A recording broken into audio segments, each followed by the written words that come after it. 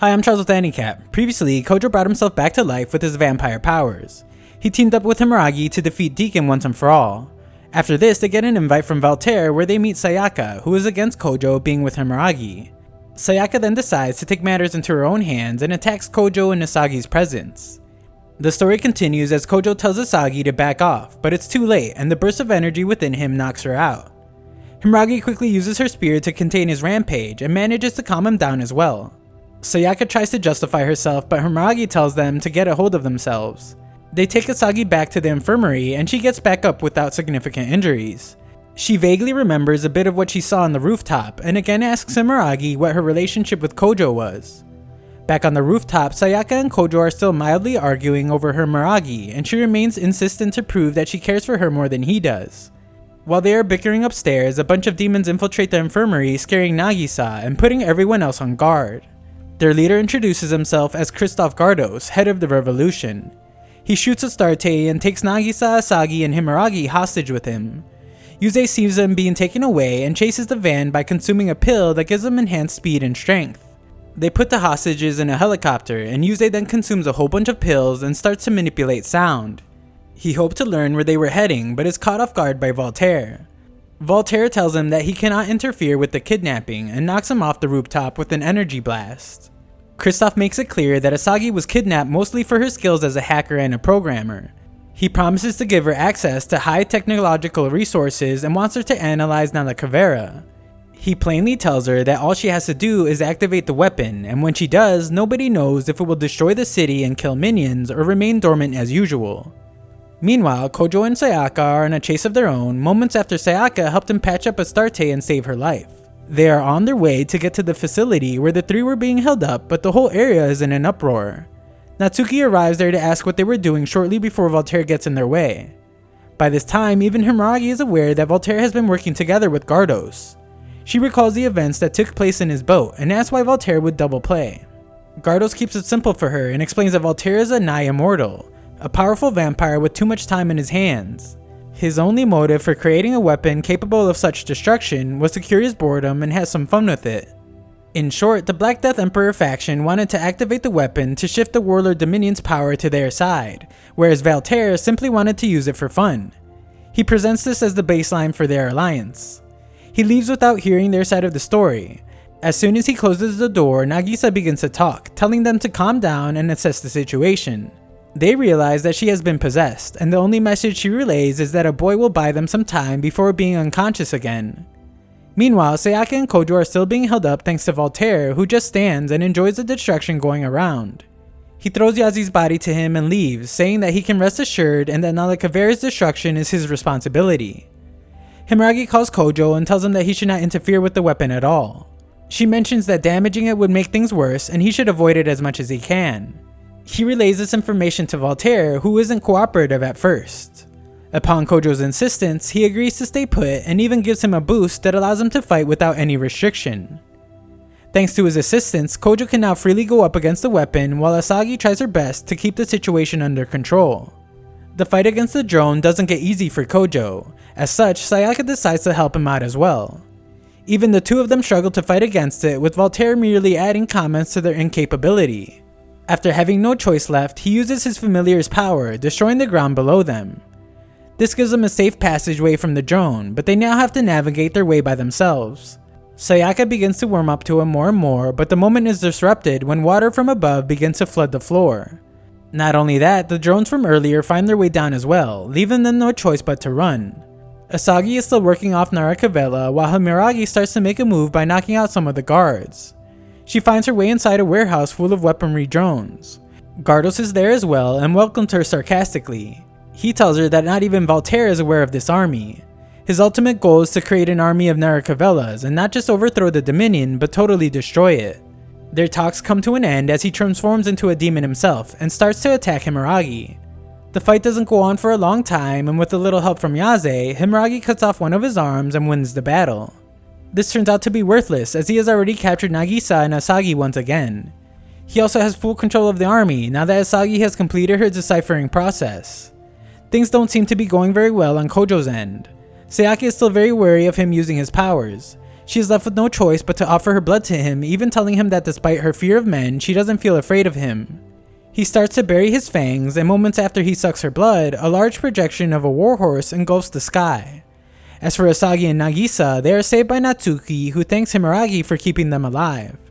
Kojo's new familiar is rampant on the battlefield, causing Gardo to pull out all his firepower. He doesn't waste time attacking them, and Kojo calls upon his ninth familiar, Al-Nasil. Despite the horse's attack, Gardos and his drone remain unfazed. Voltaire explains that the drone he is in is the queen, and all the others are just a part of her power. He offers to fight the queen on Kojo's behalf, but Kojo makes it clear that the battle is his to settle. Himeragi joins the fray in time, and the three of them begin to lay it all against the drones. After a brief while, they start to realize that drones are capable of adapting to any battlefield. Both of Kojo's familiars deal some good damage before being obsolete as his queen drone records their data and prepares all the necessary counters. Things seem dire for a moment, but Himeragi reveals that Asagi managed to incorporate a self-destruction function while she was working on the weapon. As mentioned by Himeragi, to win they have to get inside the command unit and use the phrase last words. Sayaka uses her bow and her trump card move to momentarily jam all the signals of Narukavela on the battlefield. This gives Kojo and Himeragi enough time to make their move. He summons Regulus Aurum as well as Al-Nasil at the same time to launch a combined attack at the queen drone. His attack is enough to take it down and causes Gardos to exit the pod and fight in person. Himeragi makes quick work of him and gets the queen drone. She uses a phone recording and throws it inside the command unit, causing all of the drones to petrify and crumble at the same time. Immediately after this, Himeragi asks Kojo if he sucks Sayaka's blood. They were scared to tell her at first, but she eases the situation by showing her approval. Voltaire is happy to see that Kojo was able to provide him with some level of entertainment. Just then, a mysterious girl dressed in the school's uniform submits some papers and asks him if all this was his master's plan. He agrees to some extent and reads that the paper mentioned the establishment of the Word Dominion's embassy in the Demon District, appointing him as the head. Later, Asagi is on the bed, awake and happy to see Kojo beside her. He briefs her about everything that happened. She tells him to lean in and look at her earrings and uses the opportunity to kiss him instead. Himeragi gets a scent of what happened and feels slightly jealous. Elsewhere, a woman named Bibi is attacking a safe belonging to the Order of the Sacred Ring. The guard warns her that causing trouble here is way above her authority, but she doesn't care for his warning. He unleashes a flurry of powerful attacks which she mentioned would have destroyed a demon right away. She then tells him that he is not up against a demon though, before summoning a large angel, destroying the whole ship in the process. Himeragi and Kojo are back to their normal lives, boarding a train on their way to school. He spaces out, remembering the recent moment when Asagi kissed him. He also tells Himeragi that Sayaka has been calling him frequently late at night. She tells him it was unusual for her since Sayaka was not very fond of using cell phones at all. In class, Yuze sees Kojo in a bit of a confused state and points out that he is having women issues. Later, Asagi walks in and tells him to meet her alone in the art room. He complies, and when he arrives, she asks him to take off his clothes. This does startle him a bit, but she explains that he would be modeling for her concerning her art project. They do a tryout, but she isn't satisfied with his pale expression and poses. She suggests that he needs to change into some fancy costumes and volunteers to change with him, making him feel less awkward than he needs to be. In the heat of the moment, they start having a bit of fun, and she directly asks him to tell her what he was hiding. With this, they discontinue their art session, and she promises to meet him for the next one. He has no way of telling her about him being a vampire and discusses this dilemma with Himeragi. He tells her that it would be selfish of him to make things more difficult between the two of them.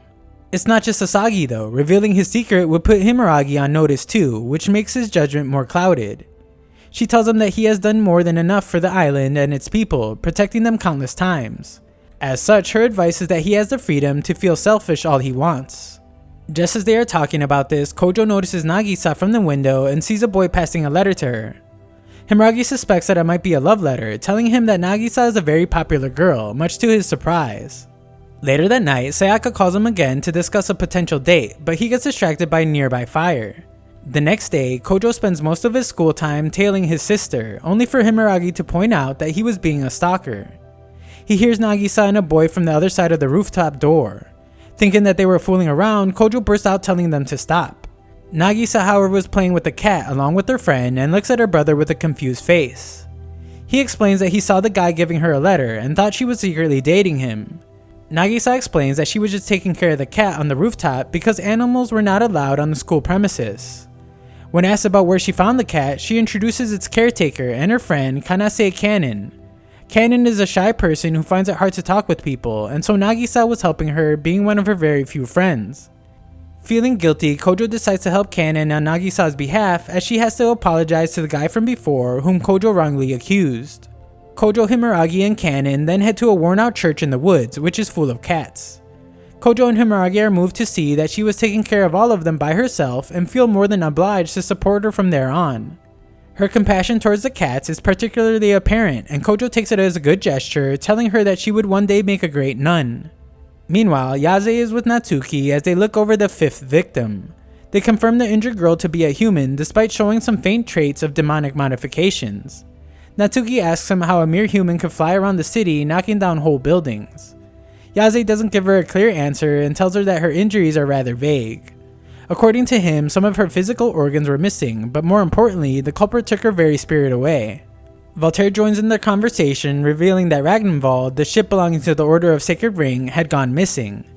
He also points out that whatever they are working on, Kojo must not be involved, as he doesn't want the Fourth Progenitor to die, and the enemy they face may prove to be too powerful for him.